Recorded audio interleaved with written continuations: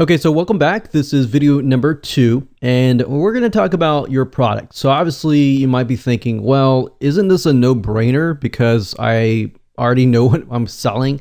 Yes and no. The purpose of this video is to really figure out not only what are you selling, but how are you selling it? How are you going to kind of create a user experience? Who is your audience? How do they think? Do they think better a certain way? And all of that, because the way that you portray your products initially, first impression wise, can impact whether you get refunds, how long they stay, the stick rate, and all of that. All right, so let's dive in. So the question is, what are you selling? Obviously, I assume you are selling some sort of digital product. But what exactly is that? And I want you to, if you can, pause this video and just jot that down and write, what are you selling? What kind of medium are you providing? Are you providing videos? Are you providing an ebook? Are you providing a PDF file? What are you providing? All right, so what are you selling most importantly? Next, I want you to think about, who are you selling to? Now, you really have to think about this carefully because a lot of people tend to forget about this. Yes, you might know who you're selling to, but the next question that you should ask yourself is, how do they think? Will they accept the information? So if you're, for example, if you are talking to a specific group that tends to prefer videos, maybe you want to provide your products in the form of videos, or you want to provide more videos and training and so forth.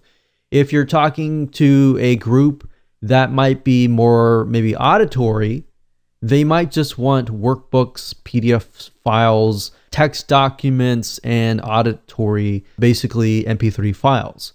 So what I'm talking about is learning styles, different learning styles. You have people who are auditory, you have people who are visual, and you have people that are kinesthetic, that are more hands-on.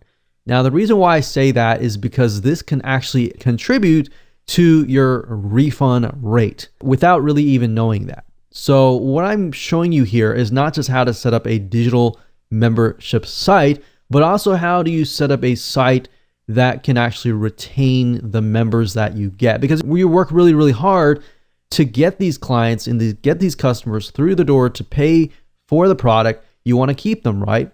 So that's the question that you should be asking. Is within my audience itself, how do they react to different types of media platforms, to media types?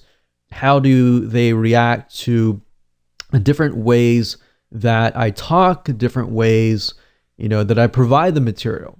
So those are just some things to think about. I don't really want you to get bogged down or stuck.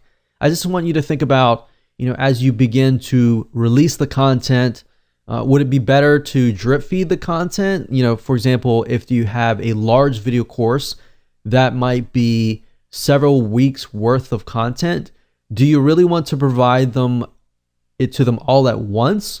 Or do you want to drip feed it to them, maybe 10 videos per week, and give them homework?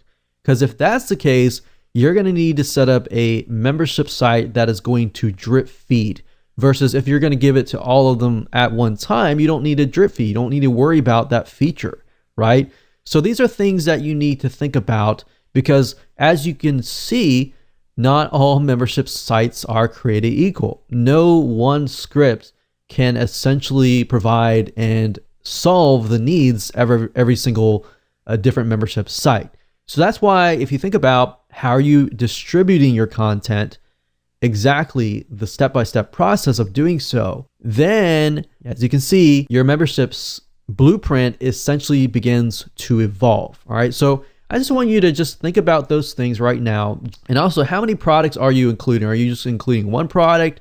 Are you going to have several one-time offers? Do they need to access those if they bought those? Are you going to offer back-end offers, which they can buy later on, so you can increase your lifetime customer value and your lifetime profit for that customer? Just things like that you really need to think about, because otherwise, if you think about it, even right now, if you buy a membership script and you try to set things up and you don't think about these things, then as you can see, your business model might be totally different than somebody else. So just think about those things right now. Doesn't need to be complex at all. I just wanted to cover those 3 points. And now in video number 3, we're going to talk about price points. So what I'm trying to do is keep things simple enough so that you can jot it down. So before you move to video number 3, try to jot things down, answer the questions that I've asked you, and we'll see you in video number 3.